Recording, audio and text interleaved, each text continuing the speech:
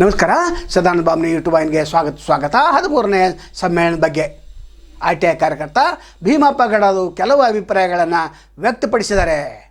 ಹೀಗೆ ಹೋದರೆ ನಾವು ಅಧಿವೇಶನವನ್ನು ನಡೆಗೊಡೋದಿಲ್ಲ ಅಂತ ಹೇಳಿದ್ದಾರೆ. ಹಾಗಾದರೆ ಭೀಮಪ್ಪ ಗಡದ ಈ ಅಧಿವೇಶನದ ಬಗ್ಗೆ ಏನು ಹೇಳಿದ್ದಾರೆ ಅದನ್ನು ಕೇಳಿಸ್ಕೊಳ್ಳೋಣ. ತಮ್ಮ ಮಾಧ್ಯಮದ ಮೂಲಕ ಫೇಸ್ಬುಕ್ ಮೂಲಕ ಹೇಳಕ್ಕೆ ಬಯಸಿದ್ದೀನಿ. ಇನ್ನು ಏನಾದರೂ ಮುಂದಿನ ಸಲ ಇಲ್ಲಿ ಅಧಿವೇಶನ ಮಾಡಕತ್ತೀರಿ ಅಂದ್ರೆ ಅದಕ್ಕೆ ಅದು ಸರಿ ನಡೀದೇ ಇದ್ದಲ್ಲಿ ನಾವು ಕಾನೂನಾತ್ಮಕ ಹೋರಾಟ ಮಾಡಿ ಇಲ್ಲಿ ಅಧಿವೇಶನವನ್ನು ನಿಲ್ಲಿಸುವಂಥ ವ್ಯವಸ್ಥೆ ಮಾಡ್ಕೊಂಡು ಅಂತ ಹೇಳಕ್ಕೆ ಬಯಸ್ತಾ ಇಲ್ಲ. ಸುವರ್ಸೋದಕ್ಕೆ ಕಚೇರಿಗಳ ಸ್ಥಳಾಂತರ ಬಗ್ಗೆ ಹೇಳಿದ್ವಿ, ಮಾಡ್ತಾ ಇಲ್ಲ. BJP ವಿರುದ್ಧ ನಾವು ಅಧಿಕಾರಕ್ಕೆ ಬಂದರೂ ಮಾಡ್ತೀವಿ ಅಂದರು. BJP ಅವರು ಅಧಿಕಾರಕ್ಕೆ ಬಂದರೂ ಮಾಡಲಿಲ್ಲ, ಕಾಂಗ್ರೆಸ್ ಅವರು ಅಧಿಕಾರಕ್ಕೆ ಬಂದರೂ ಮಾಡಲಿಲ್ಲ. ಒಂದು ಏನು ದುರ್ದೈವ ಅಂದರೆ ಬೆಳಗಾವಿಯಿಂದ ಜಿಲ್ಲಾ ಮಟ್ಟದ ಕಚೇರಿಗಳನ್ನ ಇಲ್ಲಿ ಹಾಕಿದರು. ಸಾರ್ವಜನಿಕರು ಬರಲಿಕ್ಕೆ ಎಷ್ಟು ತೊಂದರೆ ಇದೆ ಇಲ್ಲಿ. ಅವ್ರು ಪಾಪ ಅಲ್ಲಿಂದ ಬಂದ ಇಲ್ಲಿ ಒಳಗೆ 2 ಕಿಲೋಮೀಟರ್ ನಡ್ಕೋತ ಬರೋಟಿಗೆ ಇಲ್ಲಿ ಯಾಕೆ ಬಂದಿಪ್ಪ ಕಚೇರಿಗೆ ಅಂತ.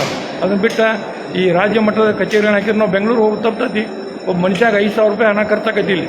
ಅದಲ್ಲದೆ ಆಧಾರ ಆತಿಥ್ಯ D ದರ್ಜೆ ನೌಕರ ಕ್ಲಾಸ್ 1 ಆಫೀಸರ್ ಆಗ್ತಾರೆ ಜಿಲ್ಲಾಧಿಕಾರಿಗಳು. ಎಲ್ಲಿ ನ್ಯಾಯ ಐತ್ರಿ? ಅವ್ರಿಗೇನ ಸಾರ್ವಜನಿಕರು ಪಗಾರ ತಿನ್ನಕ ಕೆಲಸ ಮಾಡೋಕ್ಕೆ ಪಗಾರ ಕೊಡ್ತಾರೋ ಅಥವಾ ಈ ಆಧಾರ ಆತಿಥ್ಯ ಮಾಡೋಕ್ಕೆ ಕೊಡ್ತಾರೋ ಅನ್ನೋದನ್ನ ಜಿಲ್ಲಾಡಳಿತ ಬಹಿರಂಗಪಡಿಸಬೇಕು. ಮತ್ತು ಶಾಸಕರುಗಳಿಗೆ ಅಲ್ಲಿ TAD ಎಲ್ಲ ಕೊಡ್ತಾರೆ. ಇಲ್ಲಿ ಜಿಲ್ಲಾಡಳಿತ ಊಟ ಕೊಡೋ ಅವಶ್ಯಕತೆ ಏನಿದೆ?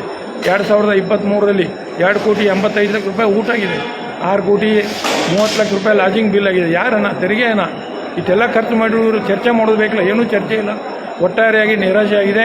ಅದಲ್ಲದೆ ನಾನು ಅದಕ್ಕೆ ನಿನ್ನಿನ ದಿವಸ ನಮ್ಮ ಭಾಗದ 76 ಮಾನ್ಯ ಶಾಸಕರುಗಳಿಗೆ ಉತ್ತರ ಕರ್ನಾಟಕ ಬಗ್ಗೆ ಏನು ಚರ್ಚೆ ಮಾಡ್ಬೇಕಂತೇಳಿ ಡಾಕ್ಟರ್ ಜಾಮದಾರ್ ಅವರು ಬರೆದಂಥ ಪುಸ್ತಕದಲ್ಲಿದ್ದು ನಾನು ಕೆಲವು ಅಂಕಿ ಅಂಶಗಳನ್ನು ಕೊಟ್ಟಿದ್ದೆ. ಬರೀ ಚರ್ಚೆ ಆಯಿತು, ಅವೇನ ಇದರಲ್ಲಿ ಜಾರಿಗೆ ಬರೋದಿಲ್ಲ. ಅದಕ್ಕೆ ನಮ್ಮದು ಏನಪ್ಪ, ಬೆಳಗಾವಿ ಅಧಿವೇಶನ ಅಂದರೆ ಇದೊಂದು ಬಡದಾಟದ ಅಧಿವೇಶನ. ಶಾಲಾ ಮಕ್ಕಳು ಬರ್ತಾರೆ ಇಲ್ಲಿ.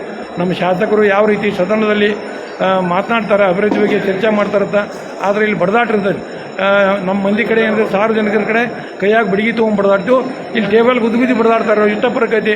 ಆದ್ದರಿಂದ ಮಕ್ಕಳು ತಾರು ಅಲ್ಲೇನು ಒಳಗೆ ಬಡದಾಡಕೈತಿ ಬೈತಾ ಇದೆ. ಭೀಮಪ್ಪ ಗಡ ಮಾಹಿತಿ ಹಕ್ಕು ಕಾರ್ಯಕರ್ತ ಮೂಡಲಿ. ಸರ್, 2ನೇ ರಾಜಧಾನಿ ಯಾಕೆ ಘೋಷಣೆ ಮಾಡಲಿಲ್ಲ? ಅವ್ರು ಏನು ಅಡಚಣೆ? ಅವರು ಈ ಭಾಗ ಅಭಿವೃದ್ಧಿ ಆಗೋದು ಬೇಡಾಗೈತೆ ಅವ್ರಿಗೆ. ಬೆಳಗಾವಿನ 2ನೇ ರಾಜಧಾನಿ ಘೋಷಣೆ ಮಾಡುತ್ತಾ ಹೇಳಕತ್ತೀವಿ. ಅದಲ್ಲದೆ ಉತ್ತರ ಕರ್ನಾಟಕ ಒಂದು ಪ್ರತ್ಯೇಕ ಬಜೆಟ್ ಕೊಡೋದು ಹೇಳಕತ್ತೀವಿ. ಅದ್ರ ಬಗ್ಗೆ ಮಾಡ್ತಾ ಇಲ್ಲ. ಇವತ್ತು ಉತ್ತರ ಕರ್ನಾಟಕ ಹೋರಾಟ ಸಮಿತಿ ಅಧ್ಯಕ್ಷನಾಗಿ ನಾವು ಅನೇಕ ಸಲ ಮನವಿಗಳು ಕೊಟ್ಟಿವಿ. ಎಲ್ಲ ಸರ್ಕಾರಕ್ಕೆ ಕಚೇರಿಗಳನ್ನ ಸ್ಥಳಾಂತರ ಮಾಡುತ್ತಾ ಕಚೇರಿ ಸ್ಥಳಾಂತರ ಮಾಡ್ತಾ ಇಲ್ಲ. ಅದಕ್ಕೆಲ್ಲ ಏನಿದೆ ಅಧಿಕಾರಿಗಳ ಲಾಬಿ ಇದೆ.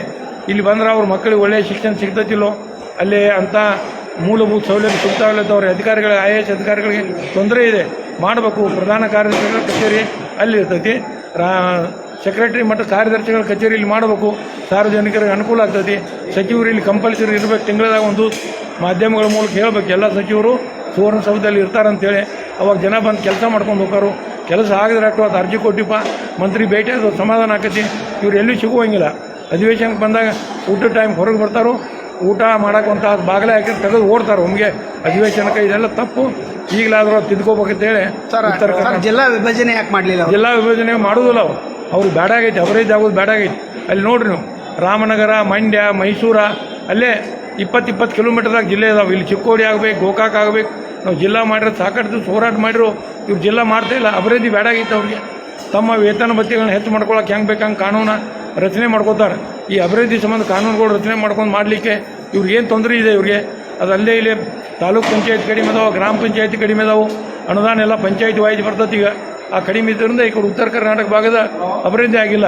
ಅದಕ್ಕೆ ಕೊನೆಯದಾಗಿ ಹೇಳ್ತೀನಿ ಸಾಹೇಬ್ರ, ಮುಂದಿನ ದಿನದಲ್ಲಿ ಇವ್ರು ಏನಾದರೂ ಇದೇ ರೀತಿ ಮೋಜು ಮಸ್ತಿ ಮಾಡಿ ಇಲ್ಲಿ ಅಧಿವೇಶನಕ್ಕೆ ಇವ್ರಿಗೆ 1 ಕಿಲೋಮೀಟ್ರಿಗೆ 35 ರೂಪಾಯಿ ಭತ್ತ ಕೊಡ್ತಾರೆ. 1 ಕಿಲೋಮೀಟ್ರಿಗೆ ಎಷ್ಟು ರೀ? 35. ಕಾರ್ಗಳು 20 ಕೊಟ್ಟರೆ ಏನೋ ಕಾರ್ ಗಾಡಿ ಬರ್ತೈತಿ. ಇಲ್ಲಿ ಬೆಳಗಾವಿದಾಗ ಲಾಜಿಂಗಿಂದ ರೂಮ್ ಬರೋಕ್ಕೆ 2,500 ರೂಪಾಯಿ ಕೊಡ್ತಾರೆ ಒಂದು ದಿನಕ್ಕೆ. 2,500 ರೂಪಾಯಿ ಒಂದು ದಿನಕ್ಕಿದೆ. ದಿನಭತ್ಯೆ ತಗೋತಾರು. ಇಷ್ಟೆಲ್ಲ ತೆಗೆದುಕೊಂಡು ಇಲ್ಲಿ ಜಿಲ್ಲಾಡಳಿತ ಊಟ ಕೊಡೋ ಅವಶ್ಯಕತೆ ಏನೈತೆ? ನಮ್ಮ ಜನ ಉಪವಾಸ ಸಾಯ್ತಾರೋ. ಇವ್ರು ಅಗದಿ ಆರಾಮ್ 800-900 ರೂಪಾಯಿದು ಊಟ ಮಾಡ್ತಾರೆ. ಏನು ತಿಂತಾರಪ್ಪ ಇವರು? ತಿನ್ನಲಿ, ಕೆಲಸ ಮಾಡಬೇಕಲ್ಲ. ಏನೂ ಇಲ್ಲ. ಅಧಿಕಾರಿಗಳಿಂದ ಹಣ ಪೋಲಾಗಿದೆ ಅಂತ ಹೇಳಿ ಬಯಸ್ತಾ ಇದ್ದೀನಿ. ಧನ್ಯವಾದಗಳು ಸರ್, ತುಂಬ ಧನ್ಯವಾದಗಳು.